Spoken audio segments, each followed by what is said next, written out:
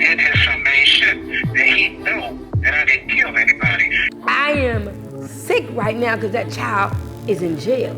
I'm so glad that God afforded me the opportunity to do a documentary. My name is Shawana Vaughn, formerly known as W76337. I was born in prison.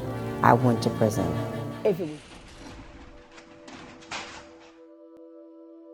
Hi, my name is Shawana Vaughn, and I am here because this documentary means so much to me. Post-traumatic prison disorder was out of my own silent tears, because prison is a place that is meant to leave you mentally dilapidated, broken. It creates isolation, it creates mental health issues, and exacerbates your ACEs. But I hope you watch this documentary, and I hope you get everything that I meant for you to get. Because we are more than our pain, we are more than our trauma, we are more than our worst 60 seconds in life.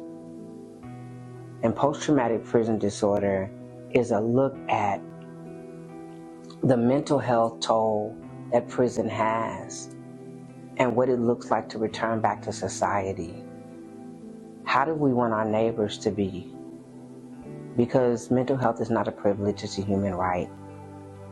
And I hope this documentary takes you on a journey of my life and the lives and stories of others who suffer from post-traumatic prison disorder, and know that mental health doesn't have a look, it doesn't have a border, an economic standing.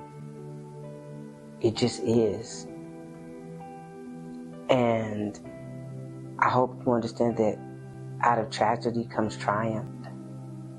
I hope you get out of this documentary that we have to champion legislation that is asking people to be whole and be healed and be their best self and restore families and ecosystems to the best possible ability. Just because people are in prison, it does not make you safe. And just because people are free doesn't mean they're well. Post-traumatic prison disorder should be in a DSM because it's actually a real disorder. I sit here today as a person who suffers from post-traumatic prison disorder by way of Valley State Prison for Women in Chowchilla, California. I was born to a mother shackled and chained, and I am the dream and the hope of a slave. I was born on a plantation called Corona State Prison for Women. And so as I do this documentary and on this journey, thank you, Joyce Ann Vaughn, for giving birth under the conditions that you did not have to. Thank you for allowing me to be on this journey, because you had choices and you choose to give birth under conditions that were less than adequate and less than human. And you pushed through the pain and you birthed me. And I hope that I am my ancestors' wildest dreams. I hope that I came to fulfill a legacy and a destiny, to let everyone know that we can be the answer to our own problems, and we can cure our own pain, and we can answer the isms and ills of our own communities. Because as we understood previously, the revolution will not be televised, but the healing will. So I hope this documentary is the televised healing of an issue and an epidemic called post-traumatic prison disorder. All we wanna do is take the chains off. All we wanna do is break the chains off. Yeah. All we wanna do is be free. All we wanna do is be free. All we wanna do is take the chains off. Why is the real sitting in prison and he's already been exonerated? Good question. The question is for Kimberly Worthy. Why is the real Ewing still here? Because he's cash, money.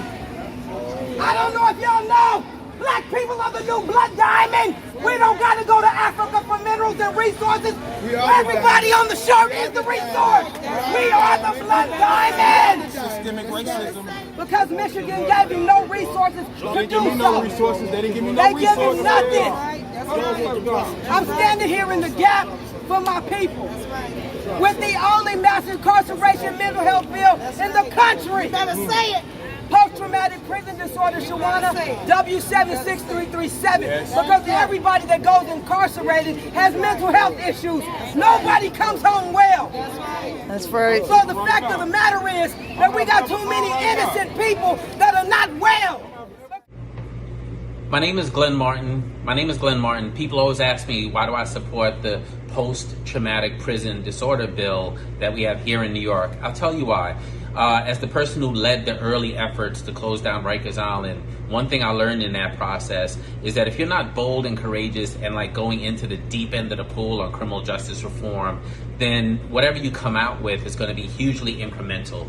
And if you want to be in the deep end of the pool, you have to think about mental health. You have to think about the long-term implications of incarceration on the future and the outcomes of people involved in the criminal justice system. And you also have to think on the front end about how we keep people who are better served in our community out of the criminal justice system to begin with.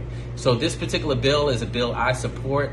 I think it really is being bold and ambitious to say that we need to focus on mental health, that we need to focus on post-traumatic prison disorder and what the implications are long-term of mental health for people coming out of the system. Anyone who knows me knows that I'm someone who's suffered from depression in the past, someone who engages in therapeutic treatment all the time, someone who sees a therapist every week.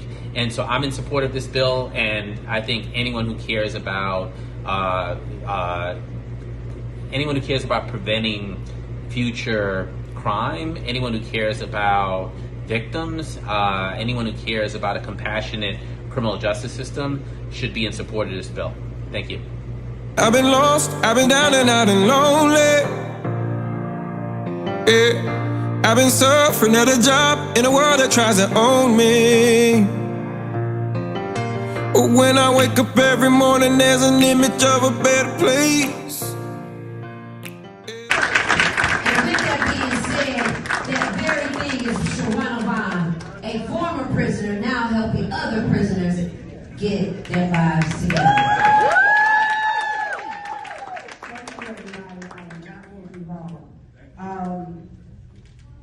I was born in prison. I am the daughter of a slave.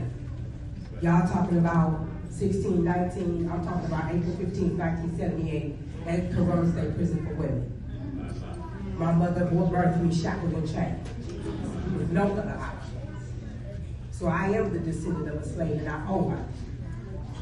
I aged out of foster care in prison at 17 because everybody didn't have a good place to live. So some of us chose different options. I tried selling drugs for 9 hours, that was not for me. But I found that probably was. It was a good job, it had really good benefits, and it helped me take care of all my whole community. So I gave California a 5-year run for what I did. And they gave me 66. But what I got in prison was post-traumatic prison disorder. I don't have post-traumatic stress disorder. We did not go to the military. That was a whole different war that nobody could get us ready for. So I'm asking that Michigan support legislation that I have. I have the only mass incarceration mental health bill in the country.